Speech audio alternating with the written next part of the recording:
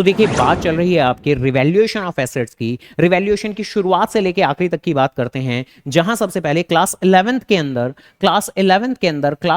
अंदर हमने पढ़ा था। क्या पढ़ा था जी? क्लास 11th के अंदर हम लोगों ने कॉस्ट कंसेप्ट पढ़ा था। जो कॉस्ट कंसेप्ट आपको कहा करता था कि आम सर्कमस्टेंसेस में आप अपने पर्टिकुलर एसेट्स की बुक वैल्यू रिकॉर्ड करोगे, जितने में आपने उसे परचेज किया होगा आप अपनी बुक्स में उसे उस वैल्यू पे रिकॉर्ड करोगे जितने में आपने उसे परचेज किया होगा। दैट मींस उनकी हिस्टोरिकल वैल्यू पर उनकी पास्ट वैल्यू पर आप उनको रिकॉर्ड करोगे, और आम सर्कमस्टेंसेस में, नॉर्मल सर्कमस्टेंसेस में उनकी जो भी मार्केट वैल्यू होगी उसको बिल्कुल भी कंसीडर नहीं करेंगे। ऑब्वियस सी बात है कि एसेट्स की जो मार्केट वैल्यू होती है वो अप एंड डाउन होती रहती है हमारी, बट मार्केट वैल्यू को कतई भी कंसीडर नहीं करेंगे। But in a normal circumstances, in A special circumstances, खास परिस्थितियों में ऑब्वियसली आप मार्केट वैल्यू को कंसीडर करते हैं। कैसे करते हैं जरा सुनते हैं। तो खास परिस्थितियां होती हैं आपकी रिकॉन्स्टिट्यूशन ऑफ फर्म।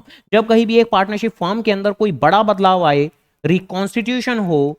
रिकॉन्स्टिट्यूशन का मतलब क्या होता है जी? किसी पार्टनर का आना या किसी पार्टनर का जाना। तो बेसिकली कोई पार्टनर आता है, नया पार्टनर आता है, या कोई एग्जिस्टिंग पार्टनर जाता है, तो उसको रिकॉन्स्टिट्यूशन पुकारते हैं। या एग्जिस्टिंग पार्टनर के बीच का रिलेशन बदले, प्रॉफिट शेयरिंग रेशो बदले, तो ऐसे में उसको रिकॉन्स्टिट्यूशन पुकारते हैं। तो रिकॉन्स्टिट्यूशन के वक्त ऑब्वियसली ये जो मार्केट वैल्यू है इसको कंसिडर करते हैं हम देखते हैं कि कहीं एसेट्स की बुक वैल्यू और मार्केट वैल्यू में कहीं कोई बदलाव आ रहा है या नहीं आ रहा। ऑब्वियसली कई बार मार्केट वैल्यू एसेट्स की बढ़ती चली जाती है जो एक फायदे की बात है, और कई बार गिर जाती है जो कि नुकसान की बात है। तो ये जो भी नफा नुकसान जो भी हो रहा है हमें, ठीक है जी, इन चीजों को आप पुराने पार्टनर्स के बीच में पुराने रेशो के अंदर ही बांटकर खत्म कर दीजिए, जिससे कि नए पार्टनर्स की दुनिया में नया रिलेशनशिप अच्छे तरीके से क्रिएट हो पाए। तो यही कारण है कि आपका रिवैल्यूएशन बहुत ज्यादा जरूरी होता है। किन दो चीजों को देखते हैं हम? बुक वैल्यू और मार्केट वैल्यू को, कि कहीं इनके बीच में कोई किसी तरह का डिफरेंस तो नहीं है, और अगर है पार्टनर्स में बांट सकूं। तो जरा आराम से अब करंट क्वेश्चन की ओर बढ़ते हैं,